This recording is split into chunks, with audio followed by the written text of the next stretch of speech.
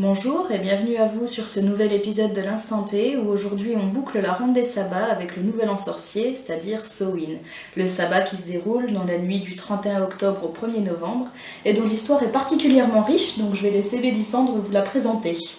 Voilà, c'est moi qui m'y colle encore, vous avez vu. Alors j'espère ne pas trop vous fatiguer avec tout ça. Donc Samhain, ça reste quand même principalement la célébration des morts.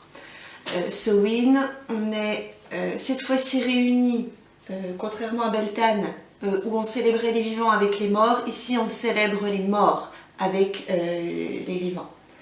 Donc, vous allez retrouver plusieurs cultes en fait qui vont reprendre cette idée de célébration des morts, qui vont tous tomber plus ou moins à la même date. Alors, si on remonte aux origines celtes, par exemple, on va retrouver ce qu'on appelle la Trinox Samhaini, donc les 3 nuits de Samhain. Trinox Samhaini, pourquoi Samhaini? Parce que Samhaini vient de Samonios en gaulois, qui veut dire mois de novembre. Donc, traduit littéralement, Trinox Samhaini, c'est les 3 nuits de novembre. Alors, selon les sources, les dates sont légèrement différentes. Certains disent que ce sont les 3 premières nuits de novembre. Donc, on commencerait en fait au 31 octobre au soir à minuit pour finir au 2 novembre à minuit. Vous en avez aussi qui la commencent aux alentours du 27-28 octobre pour finir au 1er novembre. Enfin voilà, l'idée ça reste quand même les premiers jours de novembre. Alors pourquoi la Trinox Samhaini est importante? Parce que déjà dans le culte celte, absolument tous les villageois sont censés participer à cette célébration. Dans le panthéon celte, en fait, il y a Imbolc, Beltane, Lunasa et Samhain qui sont les 4 grandes fêtes auxquelles tous les villageois doivent participer. Samhain, pardon, est donc une de ces 4 grandes fêtes qui va être célébrée par les druides. Hein. Voilà, donc c'est vraiment une fête qui appartient à la classe sacerdotale qui est contrôlée par cette caste. Et donc, on dit souvent que Samhain est le nouvel an sorcier. Eh bien, c'est de là que ça vient, parce que ces 3 nuits de novembre sont l'occasion en fait de célébrer justement le début du cycle de la nouvelle année et le début du cycle hivernal. Voilà. Pour eux, c'est là vraiment où l'année commence. Bon, je vous épargne des détails supplémentaires sur le panthéon celte. On va passer maintenant au culte catholique. Alors, il se trouve que nos charmants membres du concile catholique romain de je ne sais, alors je crois que du 11e jusqu'au 14e siècle à peu près, hein, donc ça couvre une vaste période, ils ont essayé de mettre des cultes, enfin des fêtes, hein, en même temps que les célébrations celtes, puisque donc à l'époque vous retrouvez donc les Celtes qui continuent de fêter Samhain, hein, si vous préférez. Et donc, comme la christianisation n'était pas très bien achevée, hein, les membres du concile se sont dit que ce serait sympa de remplacer la date de Samhain par la Toussaint qui a lieu le 1er novembre. Hein. Ils se sont dit comme ça, ça tombe le même jour, ils célébreront forcément, donc ils se convertiront mieux. Donc, nous retrouvons la fête de tous les saints au 1er novembre, qui est aussi actuellement jour férié de notre calendrier, qui a à peu près les mêmes propriétés, sauf que là, ce qu'on veut fêter, c'est vraiment les saints, hein, c'est-à-dire voilà, des figures emblématiques de la religion catholique. Donc là, vous retrouvez absolument tout le monde. Vous avez aussi le lendemain la célébration des morts. Alors c'est pas tout à fait l'intitulé, je vous le remettrai en bas. Décembre. Non. C'est pas dimanche décembre. Non, Enfin, ça s'appelle non, le mercredi décembre en fait, c'est au niveau de Pâques que ça se passe. Peut-être. C'est comment? J'avoue que mes cours de caté étant inexistants. Non, le mercredi décembre, c'est à Pâques, c'est Jésus qui décède. Alors, on est bien sur le m'en rapport diras à la mort. Tiens, tu vois. Mais c'est au niveau du début du carême, si je ne me trompe pas. Donc voilà, on est quand même sur le lien mort-ressuscité, hein, puisque c'est cette zone-là, mercredi décembre. Mais là, on va être en fait sur la célébration des personnes catholiques qui sont décédées. Et on va les célébrer le 2 novembre chez les catholiques. D'accord. Voilà, celle-là, elle est moins connue, hein, parce qu'on a l'habitude, donc chez les catholiques, au 1er novembre, d'aller poser les chrysanthèmes ou les œillets d'Inde dans les cimetières.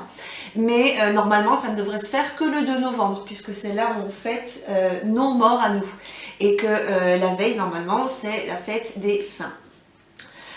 Donc, la veillée, pareil, de la Toussaint, hein, ça commence le 31 au soir et ça finit le 1er novembre. Donc, les femmes restent debout toute la nuit pour que les bougies continuent, en fait, de brûler sans interruption.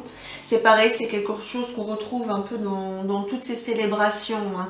Veiller avec de la lumière, c'est Adélaïna qui vous expliquera un petit peu tout à l'heure pourquoi. Le troisième panthéon qu'on va voir, c'est le culte, enfin plutôt culte, le culte mexicain. Alors au Mexique, on a un rapport aux vivants et aux morts très différent de nous les Européens. C'est-à-dire qu'on sait célébrer la vie est difficile là-bas, hein, c'est pas du tout les mêmes conditions privilégiées, j'ai envie de dire, qu'on a ici avec sécurité sociale, avec une police, même si elle peut avoir ses défauts, on n'a quand même pas les cow-boys qui tirent sur tout ce qui bouge dans la rue à partir du moment où ça plaît pas. Enfin voilà. Donc c'est vraiment un pays qui a l'habitude de souffrir et qui donc a un rapport très festif à ses défunts. Donc, j'ai envie de dire, dès le début du mois d'octobre, là-bas, on va retrouver en fait les femmes qui vont commencer à brûler du copal dans les rues. Et ça va durer vraiment tout le mois d'octobre jusqu'à son apogée, donc qui va être le 31. Mais surtout, le 1er et les 2 novembre qui correspondent au Dia de los Muertos. Le 1er novembre, on célèbre les enfants disparus. On leur fait un goûter à 19 h, on s'occupe de leur tombe, on érige des autels en leur souvenir. On va danser, on va chanter, on va cuisiner, on va se réunir et on va utiliser les bougies pour les sortir du cimetière jusqu'à la maison. Et quand les fêtes sont finies, les ramener de la maison jusqu'à leur place au cimetière. Donc vous voyez, on est vraiment sur quelque chose, je vous mettrai une photo de cimetière là-bas, tout le monde y est, c'est illuminé, mais comme si on était en plein jour, tellement les gens viennent fleurir les tombes, etc. C'est vraiment magnifique à voir. Et donc le 2 novembre, c'est là où on va veiller, on va célébrer cette fois-ci les adultes décédés, les adultes disparus. Donc voilà, ça va être vraiment 2 grosses journées de célébration et pareil, ça commence dès le 31 octobre à minuit. Pareil, dans la rue, les gens vont sortir masqués sous la forme de Catrina. Alors la Catrina, en fait, c'est une figure de femme squelette très richement habillée qui dans nos contrées devrait rappeler la Sainte Catherine qu'on fête aussi au mois de novembre. Oui, on ne fait pas tout à fait la même chose avec Sainte Catherine. Mais... Pas tout à fait la même chose, mais en fait, on se rend compte qu'il y a un lien quand même avec les Catherinettes. Sainte Catherine, en fait, reste la sainte patronne de ces 2 célébrations. Il y a vraiment quelque chose à creuser par là, quoi. Donc, je pense avoir fait le tour sur les grandes inspirations en fait de la fête de Samhain, en tout cas au niveau culte. Après, bien évidemment, 31 octobre, tout le monde le sait, les enfants sortent déguisés, vont réclamer leurs bonbons pour le fameux Halloween. Un bonbon ou un sort. C'est ça. Je te laisse... Est-ce que je fais l'histoire de Jack O'Lantern maintenant? Non, mais tu racontes tellement bien et j'ai tellement envie de l'entendre, l'histoire de Jack O'Lantern, que je vais te laisser faire maintenant, ouais. Tu me laisses faire maintenant? Ouais. D'accord. J'aime tellement quand Mélissandre elle raconte des histoires que je retrouve mes 5 ou 6 ans à ce moment-là. Alors je profite, hein, permettez. Vous avez vu les compliments? Je te laisse faire. Très bien. Alors, une petite tasse, une petite gorgée avant que je ne commence.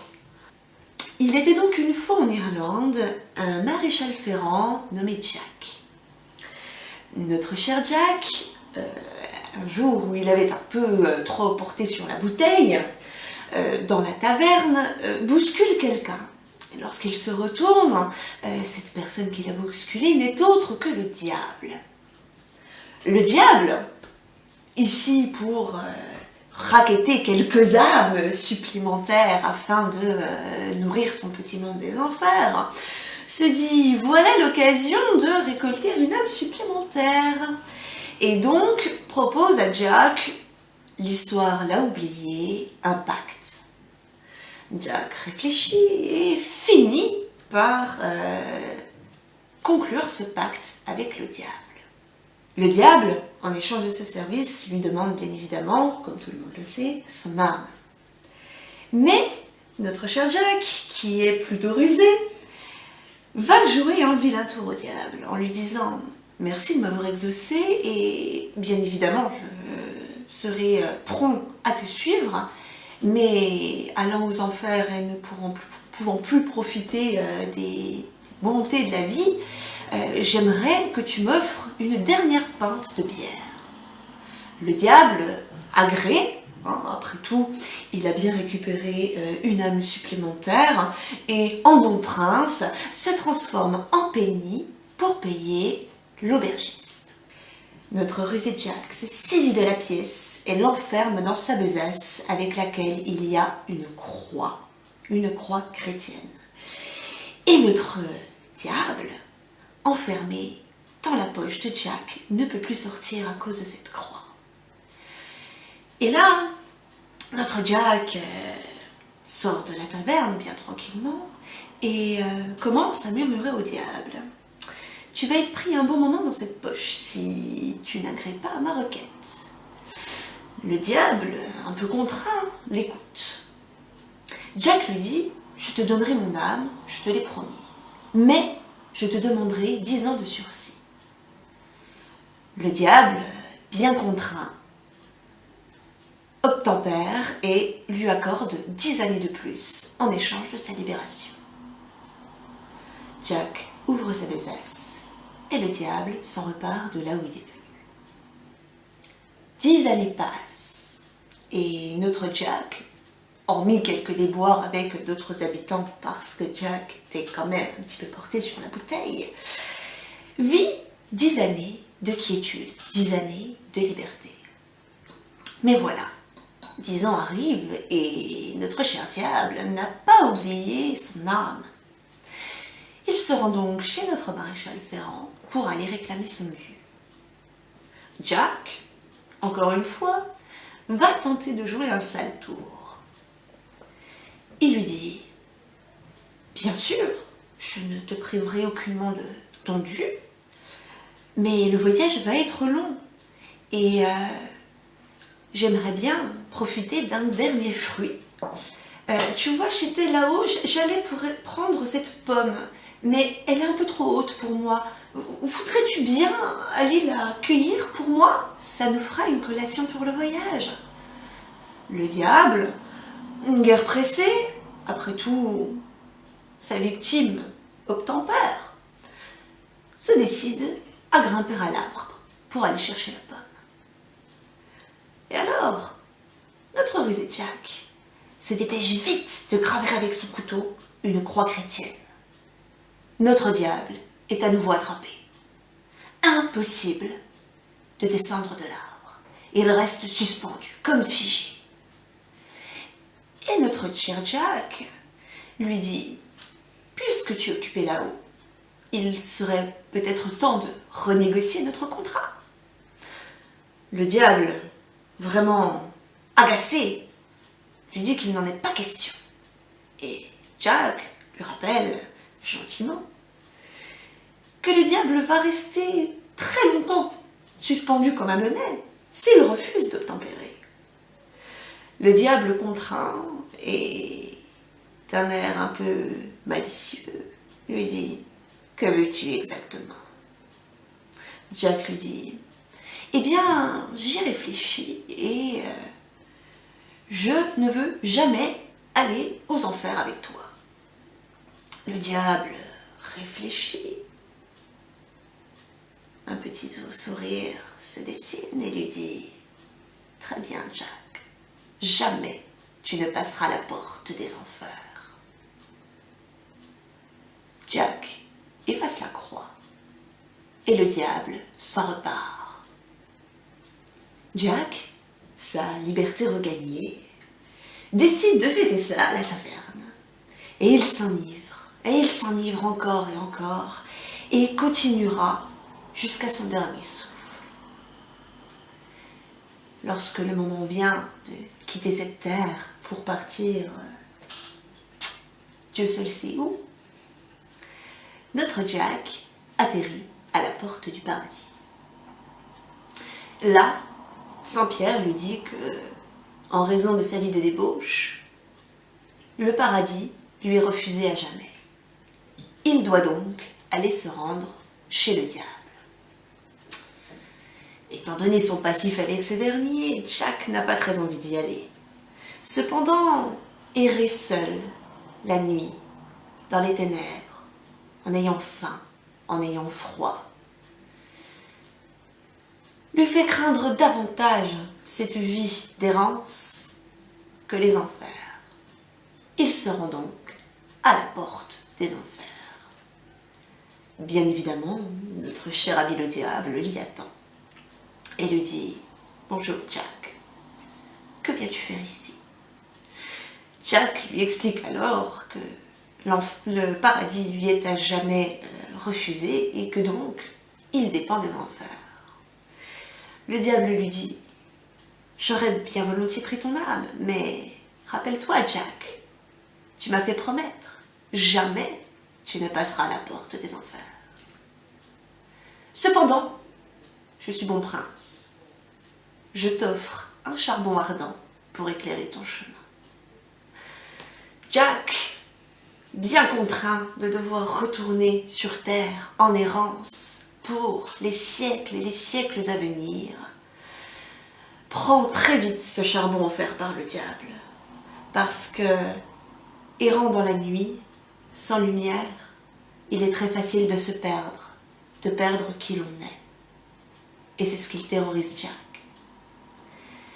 Passant près d'un champ, il trouve un navet, le creuse, et y place ce petit bout de charbon ardent, ce si fragile espoir, cet espoir qu'il ne se perdra pas. Le met dans le navet, et depuis, erre, éclairant son chemin, à la lueur de ce charbon, en éternelle punition. Voilà l'histoire de Jack O'Lanterne. Voilà également d'où vient la citrouille. Alors, dans l'histoire, bien sûr, il s'agit d'un navet, car le conte est irlandais, et qu'en Irlande, la citrouille ne poussait pas. C'est quelque chose qui vient des États-Unis. Et il se trouve que vers la période de la grande famine qui a eu lieu en Irlande, beaucoup d'Irlandais sont partis pour les États-Unis. Et ils ont ramené avec eux la tradition de creuser le navet, sauf que sur place, il y avait des citrouilles. Et ils se sont aperçus que la citrouille était beaucoup plus facile à creuser que le navet. Donc, ils se sont mis à utiliser la citrouille. Mais c'est de là que ça vient. Et vous remarquerez aussi qu'il y a cette histoire de pomme pour accompagner le voyageur. Et ça, c'est Adélina qui vous en parle. Ça, c'est moi qui vais vous en parler, effectivement. Alors effectivement, la pomme, c'est moi qui vous en parlerai, mais je détaillerai un petit peu plus loin. Là, je vais en parler plus succinctement, parce qu'elle fait partie des symboles que j'attribue à Samhain. Notamment parce qu'elle est de saison. Oui, mine de rien. Pas que, mais voilà, elle est de saison, donc déjà, vous voyez, on en a mis un peu partout. Et elle fait partie du menu qu'on consomme à Samhain, effectivement. Alors dans les symboles, il y aura donc la pomme, la citrouille bien sûr, hein, qu'on a expliqué effectivement avec cette magnifique histoire que nous a raconté Mélissandre, où j'avais l'impression d'être dans les veillées des anciens temps. Hein. Et puis on trouvera d'autres symboles, l'araignée par exemple. Je peux vous en parler un peu plus avec cette magnifique carte de mon oracle des dragons qui s'appelle Shumara et qui détaille la trame de toute vie. Qui est finalement à relier à la toile du destin et au parc. Absolument, absolument. où effectivement elles vont tracer donc le début de la vie, la fin et tout ce qui arrive entre les deux, c'est-à-dire toutes les épreuves, toutes les bonnes choses et tous les grands événements marquants finalement d'une vie. Donc l'araignée est totalement présente pour Samhain qui retrace la vie et la mort finalement. On la retrouve d'ailleurs dans les décorations d'Halloween, hein, on met des toiles d'araignées et des araignées un petit peu partout. Du coup, dans les symboles païens, non pas pour effrayer, mais plutôt pour rappeler que nous sommes tous liés les uns aux autres, vivants comme morts. Nous avons tous cette toile qui forme un grand ensemble, oui. Finalement, que ce soit pour les invisibles ou pour les êtres humains, et que finalement, même si nous sommes différents les uns des autres, chacun avec nos personnalités, nos énergies, nous sommes tous complémentaires. C'est ce que j'aime le plus dans cette symbolique. C'est vrai. À rapprocher aussi des Dreamcatchers. Complètement.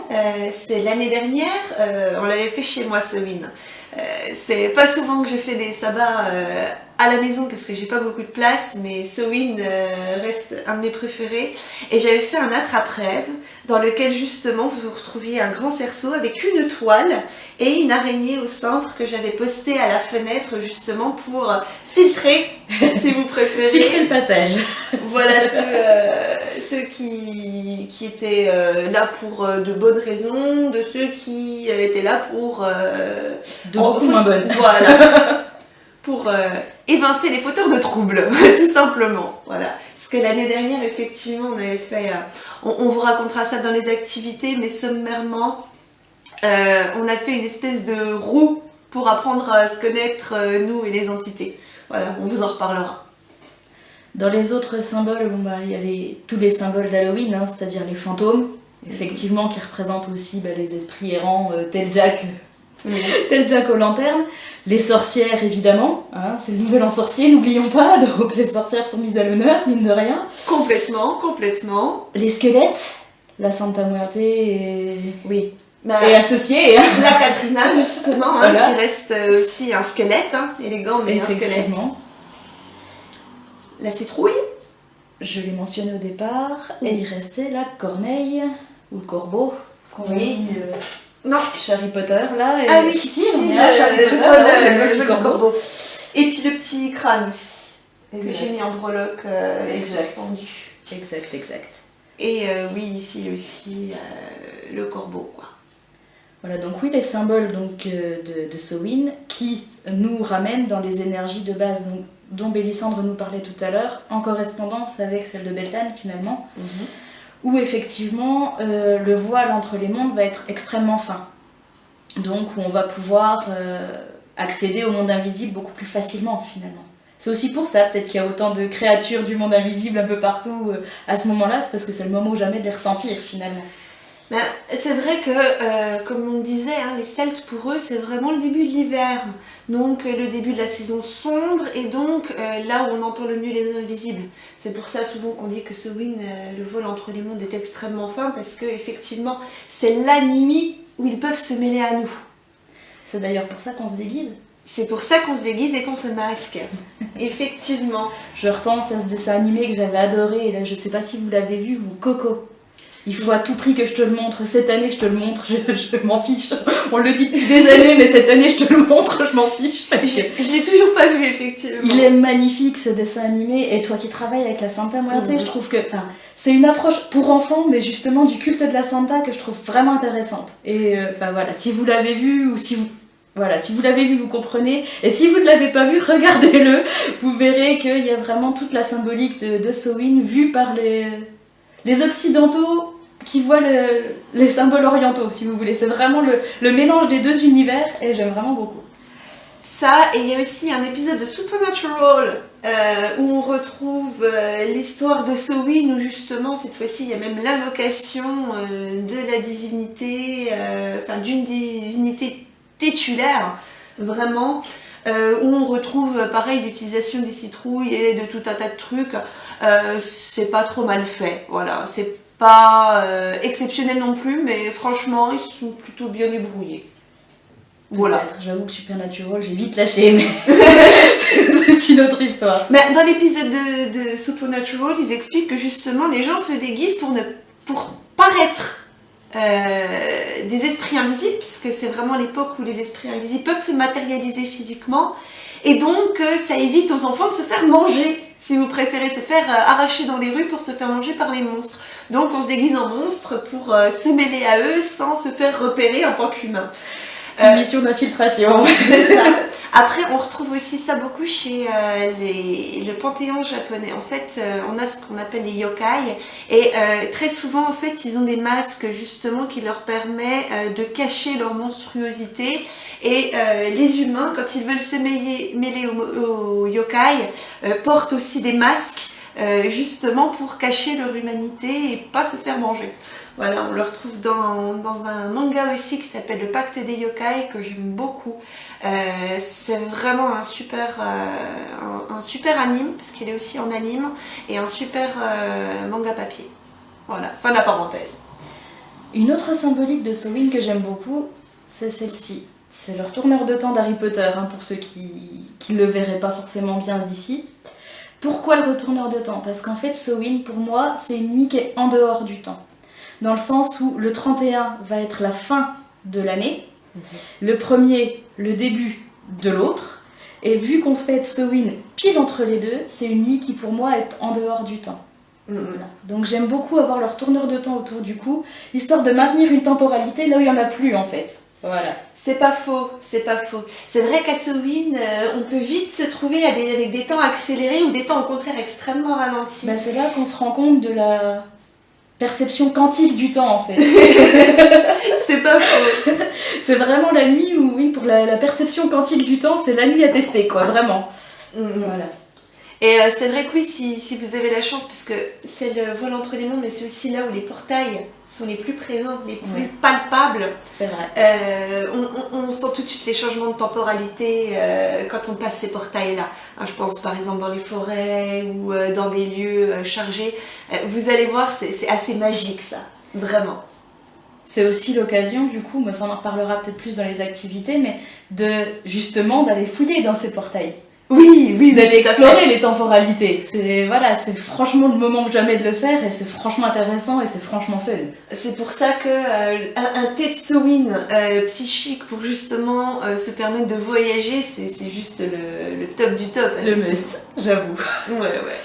Enfin voilà, donc oui, pour les activités, on en reparlera un peu plus tard. Pour les énergies, bah du coup, c'est à peu près ça. Les symboles, j'ai à peu près fait le tour aussi. Du coup, bah, la déco. Oui. La déco, bah voilà, j'ai envie de vous dire. La déco, bah la citrouille évidemment, hein, creusée de préférence. Ou le navet. Ou le navet si vous avez le courage de creuser un navet. Ouais, parce que c'est vraiment long. Déjà qu'une citrouille, c'est pas évident. Vous voyez, moi j'ai opté pour une citrouille en terre cuite, plus facile à creuser du coup. Hein. Oui, c'est vrai que celle-là, elle était pas très difficile à faire. Mais chaque année, on fait quand même la citrouille. On essaye quand même d'en faire une. Après, voilà, hein, le temps n'étant pas forcément notre allié dans cette nuit-là, quand on peut pas, on essaye d'avoir au moins celle-ci qui nous accompagne. Dans la tradition, elle est aussi là pour éloigner les esprits malins, justement.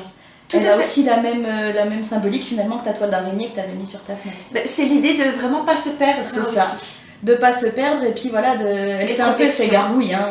On la met sur le bord de la fenêtre, c'est un peu elle qui va nous avertir s'il y a quelqu'un de mal intentionné qui passe vers la fenêtre. Ou qui va les faire fuir d'elle-même. Ou qui va les faire fuir d'elle-même si elle a été suffisamment chargée pour. Il faut qu'elle soit chargée bien évidemment. Mais bon, ça j'ai envie de dire, à vous de trouver vos petits rituels, vos petits trucs pour justement la rendre encore plus magique. Voilà. Quoi d'autre?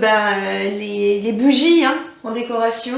Alors là, à toutes les sauces, dans des couleurs plutôt automnales de préférence. Ouais, c'est ça, la couleur des feuilles. Donc rouge, brun, jaune. Le jaune, j'utilise pas trop lumineux à mon goût. Je l'utilise pas trop. Après, c'est plus une question de préférence. Ça va dépendre parce que moi, c'est vrai que le jaune, c'est vrai que c'est pas un jaune citron ni un jaune poussin. Hein, c'est vraiment plus un jaune orangé. Un peu de la couleur du maïs si tu préfères. Ouais, non, voilà. Très bien, mais voilà, perso, je l'utilise pas trop parce que je trouve ça trop lumineux. Ouais, après, oui. Après, je peux comprendre. Évidemment, les bougies noires.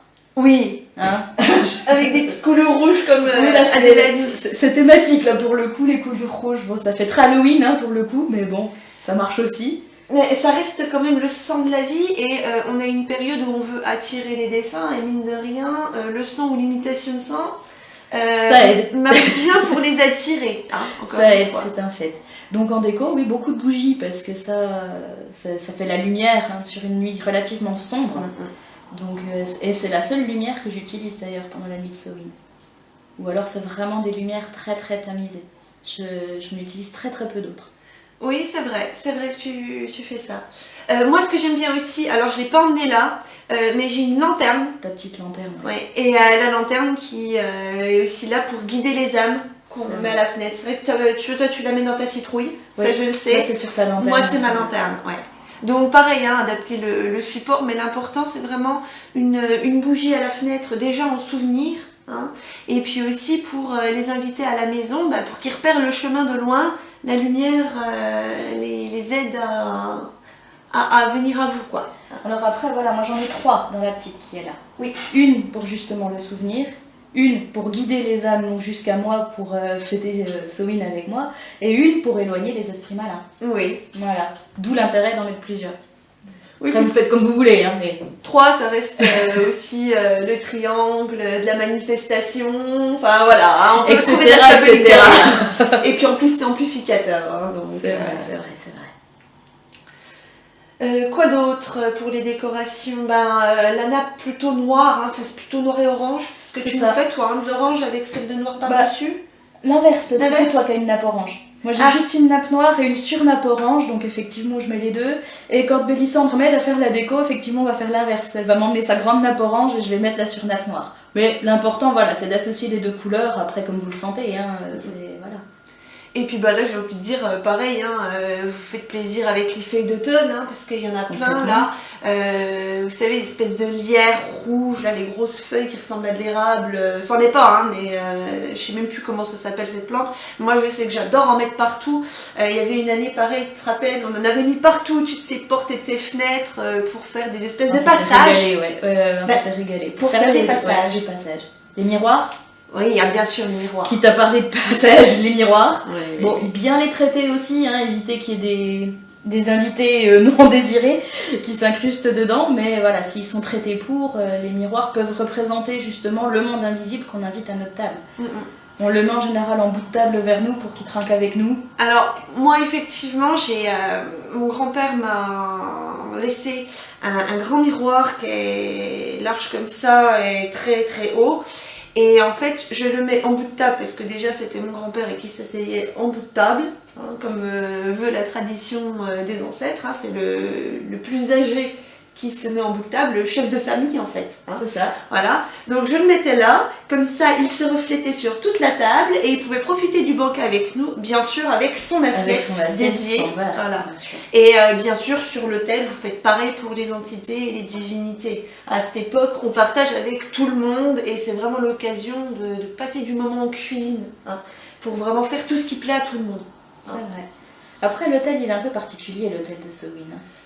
Encore une fois, hein, ça dépend des célébrations, parce que je vois avant, on avait, tu te rappelles, quand on avait fait chez moi, on avait un grand, une espèce de vaisselier, hein, tout en hauteur, qui était rempli avec chaque étage une entité. Un type d'entité, dont les 4. Oui. Et puis sur la table, on avait pour les anges, on avait vraiment tout le monde, avec chacun son petit coin dédié. Moi j'avais déjà un début d'hôtel de la Santa qui était posé, mais cette année j'élèverai en trois espaces.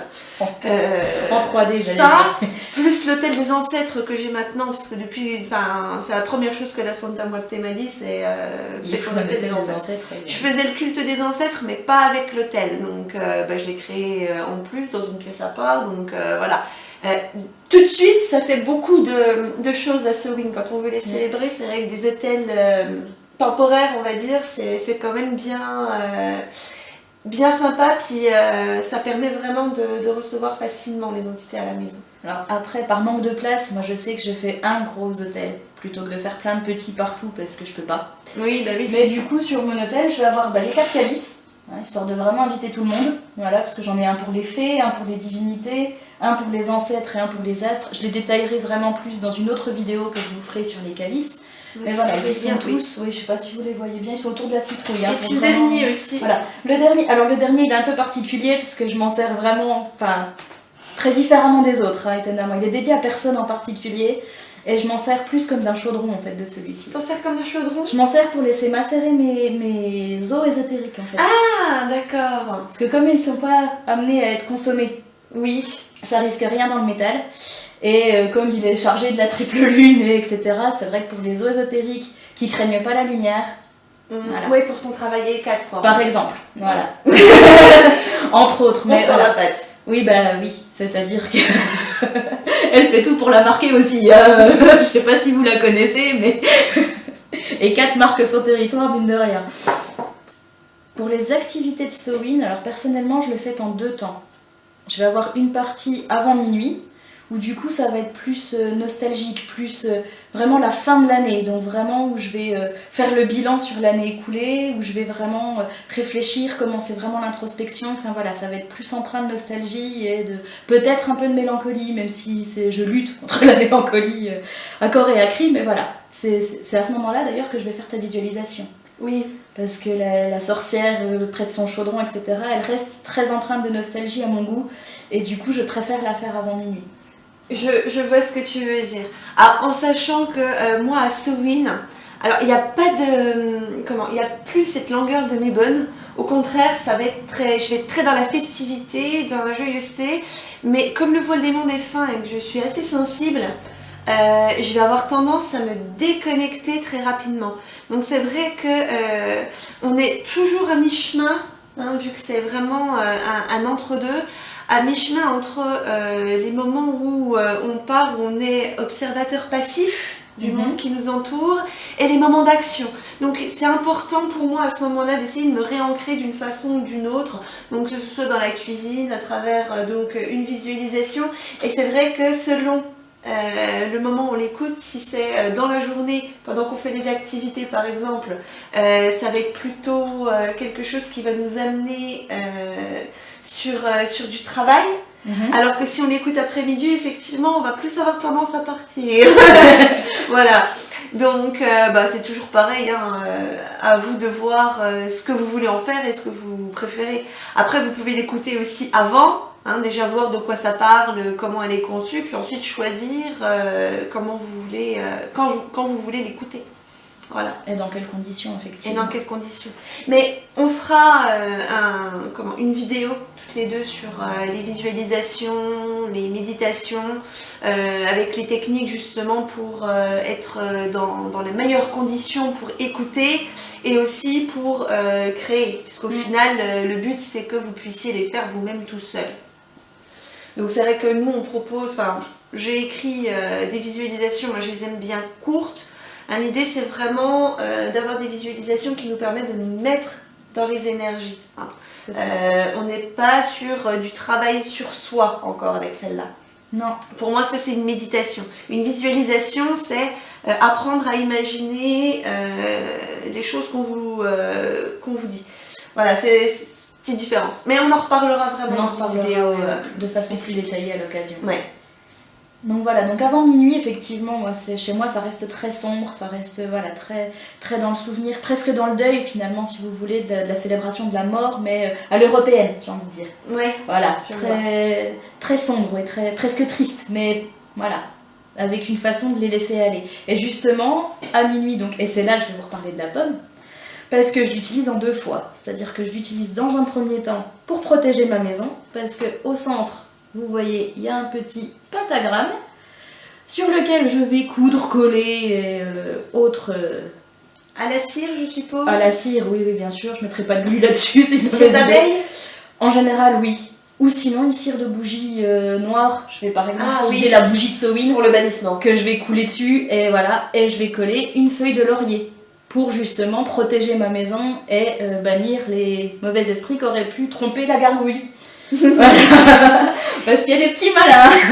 Et puis, il me semble que tu les répartis un peu partout dans la maison. Hein, j'en mets au point clé en fait de la maison, c'est-à-dire que je vais en mettre devant les miroirs qui ont tendance à être un peu trop actifs, je vais en mettre devant les fenêtres des pièces à vivre qui ont beaucoup de passages, ou dans les coins de porte, voilà, sur certaines.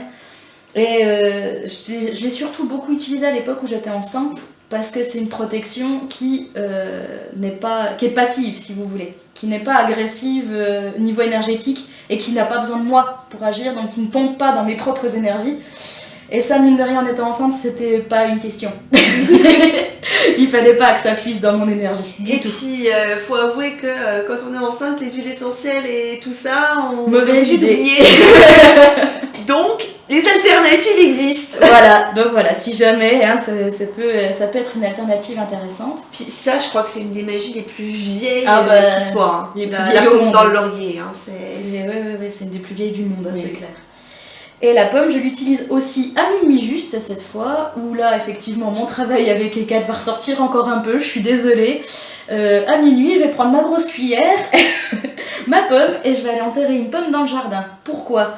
Parce que Jack l'utilisait dans son histoire là pour avoir une petite collation pendant son voyage, et il n'y a pas de raison que ça nourrisse que Jack. Voilà. Donc, j'enterre une pomme pour les âmes qui sont en transit vers leur destinée et qui auraient besoin d'une petite collation sur le passage. Voilà. Alors, en sachant que moi, cette année, j'ai plus travaillé avec la Santa et les parcs. Oui, évidemment. Parce que depuis que je travaille avec la Santa, elle me fait aussi travailler avec les parcs de façon assez intensive. Donc, ce qui va se passer là, c'est que pour moi, ça va durer donc 3 jours. Donc, je vais commencer le 30 à faire les préparatifs de nourriture. Je vais commencer parce que ça va être vraiment une grosse festivité cette année. Je m'attendais pas à ça. Je vais faire aussi Alors, l'œillet d'Inde, c'est vraiment une fleur qui est affiliée aux morts. Oui. Et qui fleurit souvent les tombes. Donc là, je vais en faire en papier crépon parce que j'ai pas réussi à en trouver là. Voilà. Donc je vais les faire moi-même. Je vais aussi préparer des morceaux de flûte. Hein. Je vous en avais parlé sur la vidéo sur le sureau qui est lié au monde des morts. Et bien, c'est le moment de la sortir pour la célébration. Donc, où je vais aller sur mon hôtel des ancêtres pour jouer un air de musique qui plaît à mes ancêtres. Hein. Voilà. Par exemple, mon grand-père, je sais que je vais lui jouer du Ennio Morricone. Voilà, il adorait ça, les musiques de films western. Donc ça va être de la musique western à la flûte. Je vais chanter pour la Santa Muerte. Je vais pour les défunts en offrande et pour la Santa aussi, parce qu'elle adore les sucreries, faire des pâtes de quetch. Pâtes de quetch qui en plus sont liées à la connaissance, encore une fois. Hein. On est dans la catégorie prunus, comme la pomme. Donc tout ça, ça va être voilà, plein de temps comme ça où je vais remplir les hôtels, je vais mettre les photos, nettoyer bien évidemment hein, avant de faire tout ça, jouer de la flûte, danser, inviter les amis. Le 1er novembre, je vais au cimetière nettoyer les tombes. Je vais aussi donc déposer quelques fleurs éventuellement voilà, sur les tombes de mes ancêtres, mais aussi sur les tombes des oubliés. Voilà, ça m'avait fait rire parce que j'avais vu il y a quelques années Athénos Orphée qui disait adopte un mort pour Samhain. Et ça me faisait penser à quand j'avais 12-13 ans où de temps en temps le mercredi après-midi j'allais me balader au cimetière justement pour aller m'occuper des tombes où plus personne n'allait. Voilà. Des activités très saines, il y a beaucoup d'adolescentes. Mais le plus drôle, c'est que j'avais une amie qui pratiquait pas du tout, puis à l'époque, même si je pratiquais, j'avais pas encore posé de mots dessus. Oui. Je me rappellerai toujours, j'étais là avec mon seau, puis ma brosse, vous savez, pour nettoyer la tombe, donc je traversais tout le village. Puis j'ai une amie d'école qui me dit, mais Anne, qu'est-ce que tu fais, où tu vas Je lui dis, écoute, je vais faire du nettoyage de tombes. Elle m'a suivie. On a passé l'après-midi à papoter en nettoyant des tombes. Et il y avait tous les gens qui étaient autour, esprit, hein, qui étaient là, qui étaient fin heureux parce que du coup, c'était de la vie dans le cimetière. Bah ouais. Donc c'est vrai que c'est pas grand-chose et vous n'avez pas nécessairement besoin de les connaître. Simplement passer un peu de temps, leur parler, leur dire que voilà, vous êtes content d'être là et puis raconter 2-3 anecdotes. Hein, il y a besoin de rien de plus vraiment. Et ça fait vraiment une super activité. Donc là-dessus, Athénos, tout à fait raison. N'hésitez pas à aller au cimetière pour aller nettoyer des tombes et vous occuper un petit peu de nos disparus oubliés. Et donc le 2 novembre, cette fois-ci c'est la célébration des adultes. Et c'est là aussi où je vais servir alors, 2 produits mexicains. Le premier, c'est une boisson qui s'appelle l'atole. L'atole, c'est une préparation. Alors, vous avez de la farine de maïs que vous mélangez à de l'eau jusqu'à ce que ça fasse une préparation un peu visqueuse.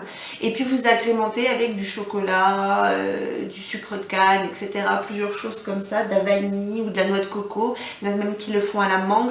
Enfin, voilà, au parfum qui vous fait plaisir. Et c'est une boisson voilà, un peu épaisse qui peut être sympa à boire. Et la deuxième, ce sont des tamales. Enfin, tamales. Les tamales, c'est des feuilles de maïs dans lesquelles en fait vous faites cuire différentes préparations. Ça peut être un riz épicé à l'ail avec un petit peu de paprika et puis une petite viande de porc typée chair à saucisse. Vous pouvez y faire plein de choses en fait, que ce soit du légume, de la viande. L'idée voilà, c'est que c'est servi avec cette boisson et ça fera le repas après le grand service où j'ai toutes les prières et tout un rituel en fait à faire en tenue, parce que j'ai une tenue dédiée maintenant pour célébrer le Dia de los Muertos avec la Santa et sur l'autel aux ancêtres. Donc ça va être vraiment un gros travail énergétique à faire, beaucoup d'énergie que je vais dépenser, mais je sens que ça va être fabuleux. Ça peut être fun, ouais, j'avoue. Là j'ai hâte. Il y a de la danse aussi qui est prévue. Surtout voilà. Qu'on sera en lune bleue, donc ça promet d'être vraiment sympathique. C'est vrai que cette année, on a eu un état particulièrement sombre. Un état de nouvelle lune. Très étrange. Et cette année, on a un Samhain tout aussi étrange avec une lune bleue. Un Samhain de lune bleue, donc ça promet d'être sympathique. Ouais. J'ai hâte justement de voir, parce que moi la lumière elle revient donc après minuit, une fois que je suis allée enterrer ma pomme et que je suis revenue, que j'allume toutes mes bougies, que je mets de la lumière partout. Là j'ai hâte de voir l'état de la lumière en fait quand je vais revenir, parce que la lune bleue va être partout. Et ça risque d'être vraiment intéressant. Oui, parce que c'est vrai que chaque année à Samhain, qu'importe où on le faisait puis comment c'était jusqu'à présent, à partir d'1h du matin, on ne sortait plus dehors, quoi. Non, il y avait trop de monde au mètre carré. Ça devenait trop violent, oui, effectivement. Trop intense, effectivement. Beaucoup de monde, pas toujours bien intentionné et vraiment une nuit noire, quoi. Hein. Et là, en lune bleue, ça promet d'être sympathique. Donc j'ai hâte de voir, mais voilà, je suis très curieuse, j'attends de voir. Effectivement. Et du coup, en général, après minuit, quand je remonte et que j'ai de la lumière partout, je profite de la finesse du voile pour faire un peu de divination. Oui. Tant qu'à avoir des informateurs de premier choix sous la main, c'est le moment ou jamais de leur demander des infos. Donc en général, je sors mes tarots, pourquoi pas l'oracle des dragons, pourquoi pas d'autres jeux de tarot. Mais voilà, pourquoi pas cette année l'oracle des 4, on verra bien, ma foi. Oui, on verra. On verra bien. Mais toujours est-il que voilà, faire un peu de divination à ce moment-là, c'est toujours intéressant. Et effectivement, après, comme Bélissandre, le premier, je vais fleurir les tombes, je ne poussais pas jusqu'au 2, j'avoue, personnellement. On verra bien cette année ce qu'on me demandera, on verra. Mais jusque-là, je m'arrêtais au premier. J'allais fleurir les tombes le premier, ma foi. Mais après, là, c'est vrai que c'est une nouvelle pratique pour moi. C'est aussi nouveau, donc on verra ce que ça donne. Pareil, au niveau des activités, je sais que cette année, je pensais proposer une espèce de concours de potions pour justement mieux voir les entités. Ouais. Avec Atmos, ça serait sympa. Ça pourrait être fun, c'est vrai. Donc voilà, ça peut être aussi une idée, une petite compétition amicale sur quelque chose qui vous aidera à mieux les voir. Et puis du coup, l'année dernière, on avait fait une roue avec centre d'intérêt, nom, etc.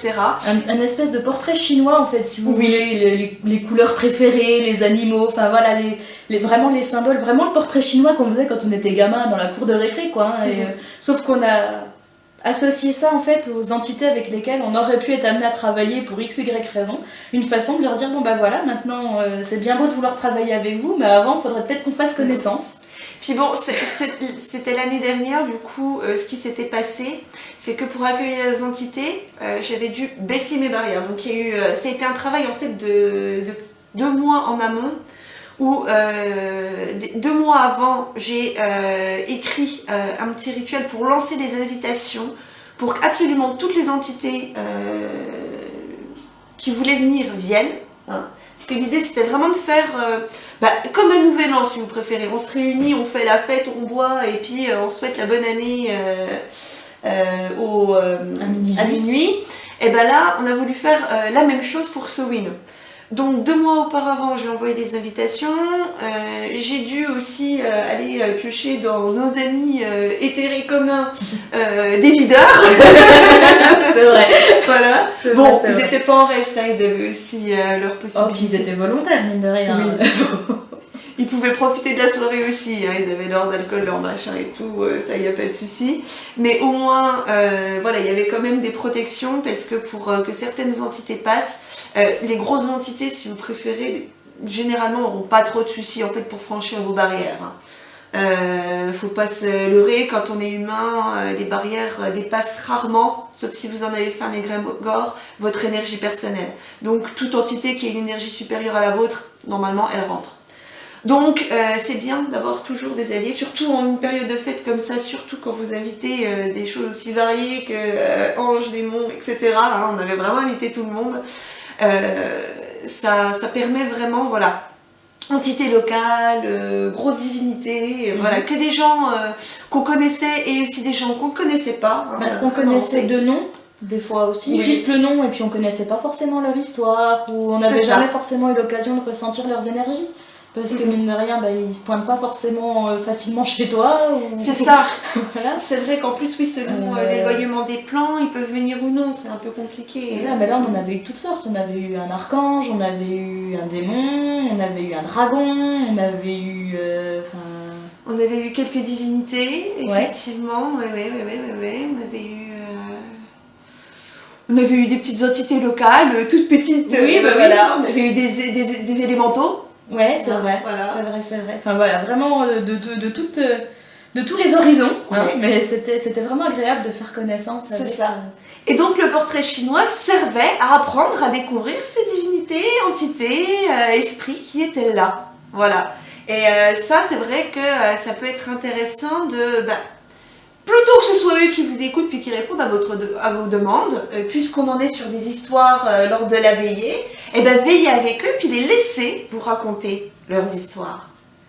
Parce que c'est quelque chose, je trouve, que finalement peu de sorciers font. Et c'est tellement dommage de vous en apprendre. Enfin, j'ai appris énormément sur les entités en les écoutant me raconter des histoires. Donc vraiment, si vous avez l'occasion, faites-le, vous ne le regretterez pas. Donc oui, c'est aussi l'occasion de faire de l'écriture automatique, hein, du coup, pour qu'ils puissent vous répondre, utiliser le pendule, différents éléments, la planche de Ouija aussi, hein, pour pouvoir justement discuter avec tout ce monde-là. Après, encore une fois, hein, ça demande quand même de mettre en place des protections ou d'avoir des alliés fiables. Hein. Parce que ça reste aussi une période où le tout venant peut venir et venir gâcher la fête.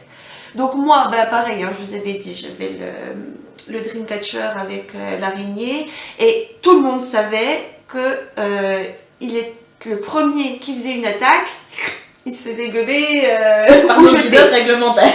Voilà, donc ça c'était clair, pas de bagarre et ils ont tous respecté, quoi. Il n'y a pas eu le moindre problème. On n'a pas eu de problème du tout. Voilà. Le fait d'avoir baissé les barrières de sa maison, c'était quelque chose, mais ça nous a aidé aussi à baisser nos propres barrières, mine de rien. Et moi je m'en rappellerai, mais je crois toute ma vie de ça. Celui que j'ai le plus entendu, et ça m'a choquée, et je crois que je serai choquée à vie, c'est l'archange. Je n'ai jamais, au grand jamais pratiqué le caté ni la religion catholique. Hein, moi j'y allais pour faire la quête parce que ça amusait ma grand-mère et sinon elle me donnait des bonbons. Et c'est toutes les raisons pour lesquelles j'allais à la messe. Hein, donc ma foi dans la religion catholique est très très discutable. On va dire les choses clairement. Hein, et je l'ai entendu vraiment nettement parce que justement là on était dans un état d'esprit où... Ou rien filtrait en fait, puisque les filtres étaient posés différemment et du coup on n'avait pas besoin, nous, d'en poser.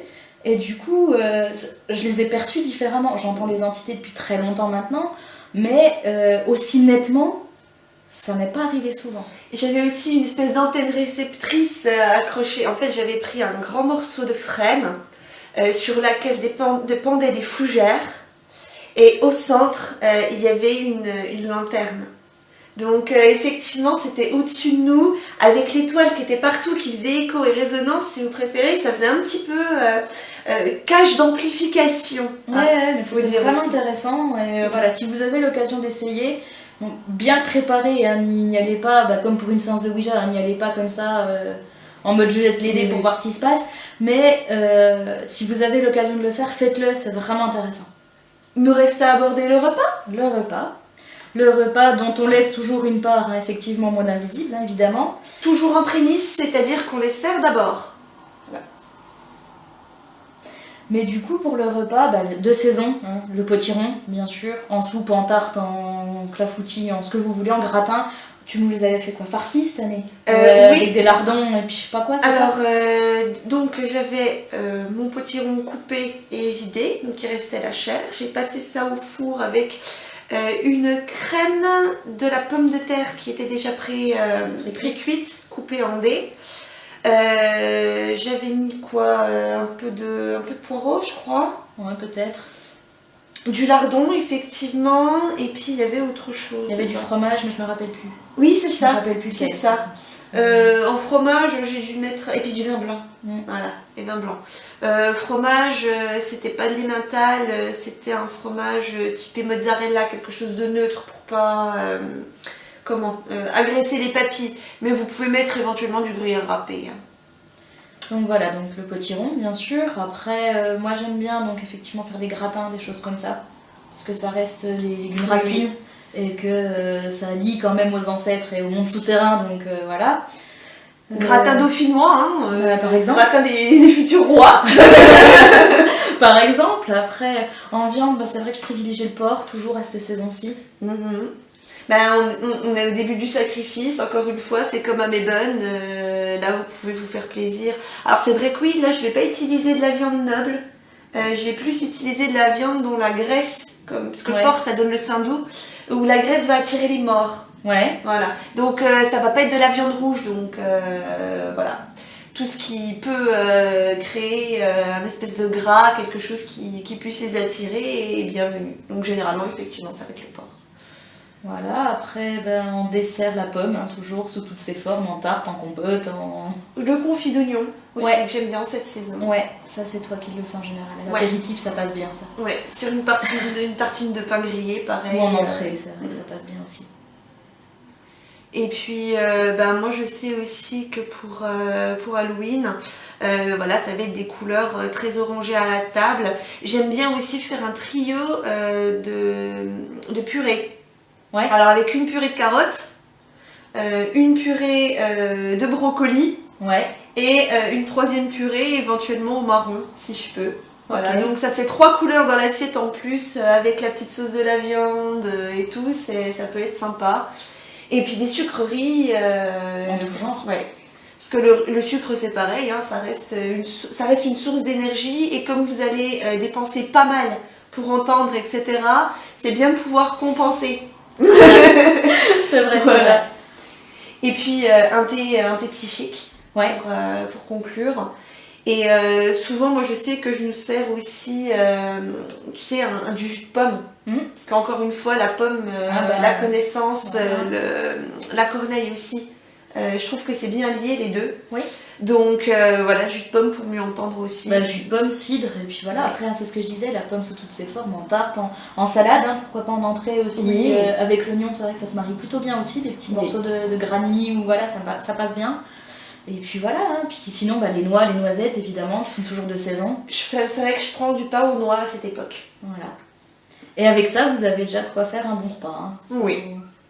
Quand tu peux pas nous faire de thé psychique, j'aime bien finir avec une infusion en hibiscus. Oui, voilà. L'hibiscus. On a quelques souvenirs aussi à ce niveau-là. C'est juste de l'huile d'hibiscus, hein, mais... Avec la petite formule appropriée. Qui va bien, un petit peu de jus de citron et puis on est parti. Tu voulais nous parler aussi des bougies post-sewing. Voilà, post-sewing, parce qu'après un sewing pareil, il faut avouer que les énergies dans la maison, elles ont pris cher. Oui. Clairement. Donc je commence par celle-ci. Donc elle est blanche, un violet un peu gris et un violet un peu plus vif, avec des plantes dedans donc, que j'avais fait en bougie de purification au nom des 4, bien sûr. Et du coup, je commence par allumer celle-ci pour repurifier vraiment la maison après tout ce passage-là.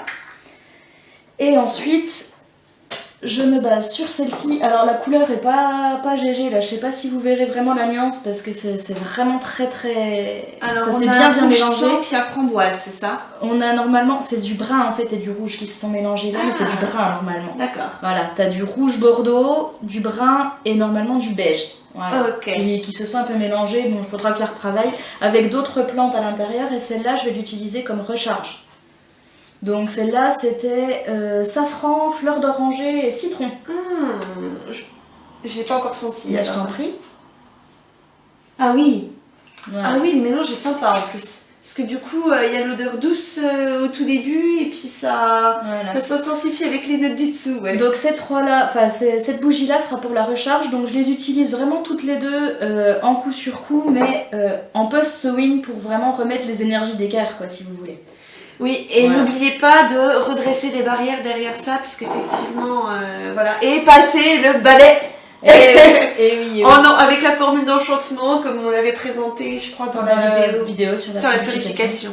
Mais oui, une purification après ça s'impose vraiment. Eh bien, il ne reste plus qu'à vous souhaiter un très joyeux Sewing. Nous, on va se retrouver bientôt pour justement vous parler de ta bonne à grande fumisterie, d'esprit, et tu l'as, et tout un tas de vidéos en fait dont on avait parlé dans la chaîne au travers des divers épisodes. Maintenant que la ronde des sabbats est finie, on va pouvoir s'y atteler. Et puis, n'hésitez pas à commenter, à liker, à partager les vidéos, histoire de faire grossir la chaîne. Plus vous serez nombreux, si vous préférez, plus on va pouvoir vous proposer des lives et des choses qui vont être intéressantes. On pourrait vous faire déjà des débuts de sondage si vous préférez, mais avec seulement 50 personnes. 60, pardon. C'est beau. Avec une 60aine de personnes, c'est encore un petit peu léger, donc voilà, n'hésitez pas à en parler autour de vous, que ça grossisse et puis qu'on puisse passer, j'ai envie de dire, aux choses sérieuses. Qu'on puisse faire évoluer la chaîne, simplement. Voilà. Oui. Et puis oui, c'est ça, parce que n'oubliez pas aussi que cette chaîne, c'est avant tout la vôtre, donc on est là pour répondre à vos envies, à ce que vous nous demandez. Donc n'hésitez pas dans les commentaires aussi à faire des propositions. Et puis quand il y aura à peu près 200 personnes, on va commencer à faire des sondages pour savoir un petit peu sur quelle thématique. En attendant, on a celle déjà qu'on a préparée, on n'en manque pas. On n'a pas de pétrole, mais on a des idées. C'est ça. Et puis, à très bientôt pour une nouvelle vidéo.